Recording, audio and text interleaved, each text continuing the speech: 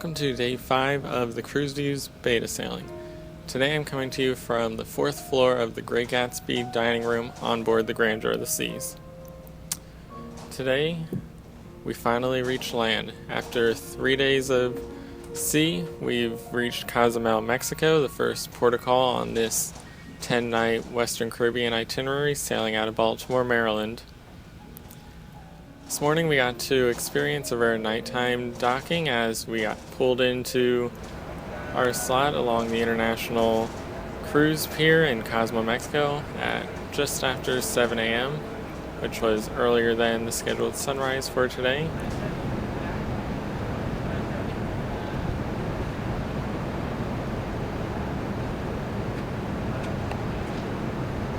Along with us, there were 4 other ships for a total of 5 ships in Cozumel. In Cozumel, there are 3 piers. A short distance to the north of us was the location at the Ida Bella, docked at 7 a.m. this morning, just in front of us as we're pulling in.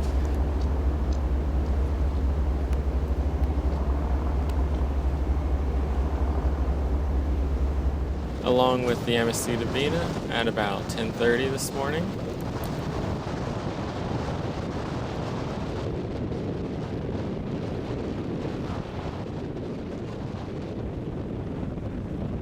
To the south of us, almost right next to us, was the Carnival Conquest, who pulled in at roughly 8:30 a.m. this morning.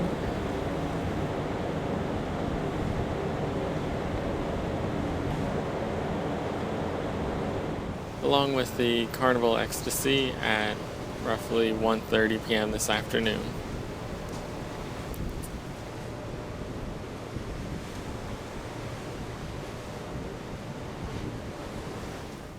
At about 4 p.m., the Grandeur of the Seas departed Cozumel, Mexico, and we were the first ship to leave the port, so we did not get to see any of the other ships departing, but we did get a nice view of everybody else on our way out.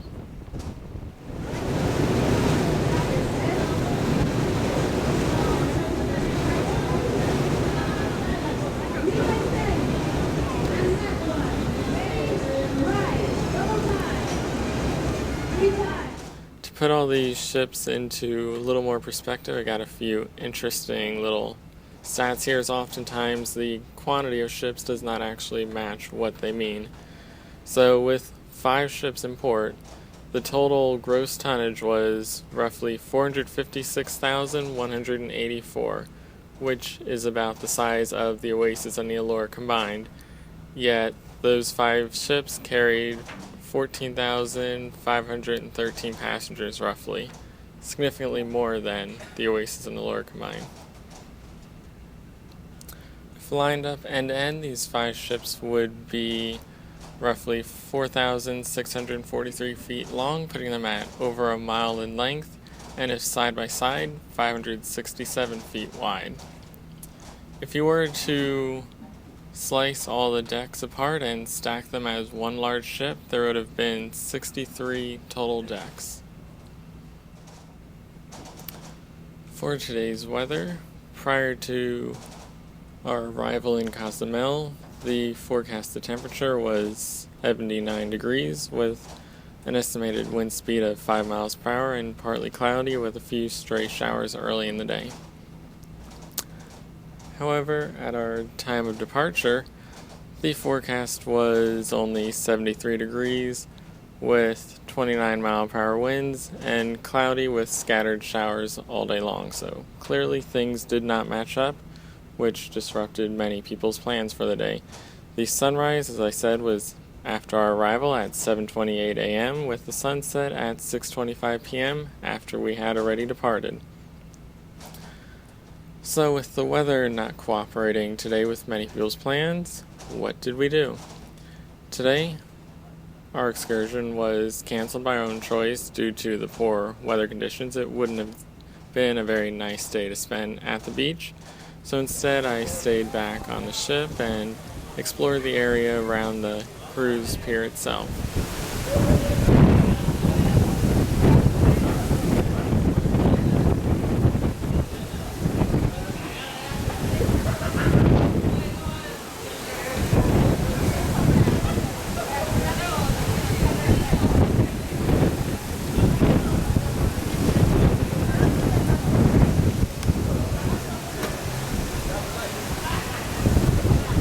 One of the nice things about spending time on a ship when nobody else is around is you often see things that you normally don't get to see on a ship. One of those things today was a lifeboat training drill in the main pool up on deck 9.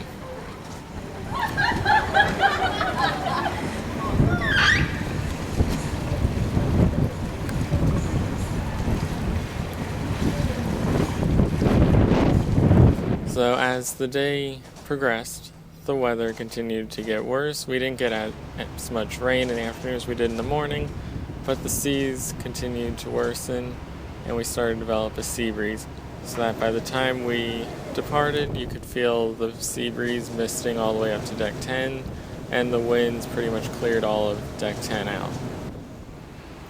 On deck 5, closer to the water level, it looked almost as if it was pouring out on the starboard side while the port side was completely dry. For tonight's dinner, it was formal night, which makes perfect sense that the second formal night would fall on the first port day after several casual days on sea days, but we won't get into that. We'll just take a look at tonight's menu again. Tonight we focus on coconut, a versatile fruit whose milk can be used as a base for dishes or simply used to create shavings to add a bit of flavor and style to a course. The chef's selections for the night begins with a grilled goat cheese polenta or chilled tropical mango soup, a main course of tempura fried mahi-mahi with tiger shrimp, and ending with a hazelnut souffle for dessert. And as for the compass, since we were in port today, things were pretty quiet all day on the ship. Even the usual activities that are scheduled for every day did not occur for the most part today. But tonight's main theater show was the second production show by the Royal Caribbean Singers and Dancers, known as Broadway Rhythm and Rhyme. And if you're a fan of Broadway plays, you would likely enjoy it, as it was a medley of all different Broadway songs from a variety of different plays. If you're not into Broadway performances, as I'm not, probably wouldn't find it all too interesting though. Following that at 9:30, we then had the Majority Rules game show in the South Pacific Lounge. If you've never seen that before, it's a game show where everyone breaks up into teams, and it essentially is trivia where there is no correct answer.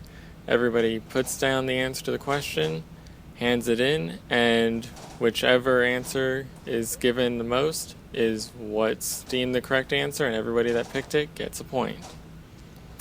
Following that, the South Pacific Lounge then rolled right into its usual adult karaoke at 10:30 p.m. to finish out the evening on board the Grandeur of the Seas. And as for tonight's venue tour, we've got the Viking Crown Lounge and Izumi, a great place to be hanging out as we pull into and out of all these ports over the next few days. The signature Viking Crown, the identifier of a Royal Caribbean ship from miles away. Evolving from the smallest to the largest of ships, it's always a prominent fixture. On the Grandeur, the 360-degree views remain, though divided into 3 venues. At the main entrance, a portion is blocked off for the Concierge Club with exclusive access for suite guests. The remainder of the lower level, consisting of the majority of the space, is the 84-guest Viking Crown Lounge, featuring tiered lounge seating around the outside with expansive views forward over the pool deck and out to sea, creating the perfect place to find peace and relaxation during the long sea days. The upper level features the 78-guest specialty restaurant of Izumi Asian Cuisine. Available for either lunch or dinner, it offers Asian cuisine at a la carte pricing. It offers a variety of items to choose from, including a selection of sushi rolls, hot rock plates, and sukiyaki. Featuring a variety of seating choices, including seats along the Viking Crown's expansive aft windows with views over the solarium and across the wake, a small set of bar seats allowing you to watch the food being prepared in front of you, and a section of elevated seats overlooking the Viking Crown Lounge and out its wide set of windows. With all these options, Izumi offers some of the best views out of all the dining venues on board. by night, the Viking Crown then becomes the life of the ship, as the center area of the lounge, with its dance floor and bar, transforms into the main club. Whether you're looking for somewhere to relax when you get up in the morning, or somewhere to get down before bed, the Viking Crown has you covered. So that was our first protocol, and right now we are currently sailing towards Grand Cayman. We can see a little bit of the lights from Cuba off the one side of the ship at the moment, and in roughly 45 minutes, hopefully, we'll catch a glimpse of the Brilliance of the Seas, who is making the opposite transfer right now from Grand Cayman to Cozumel.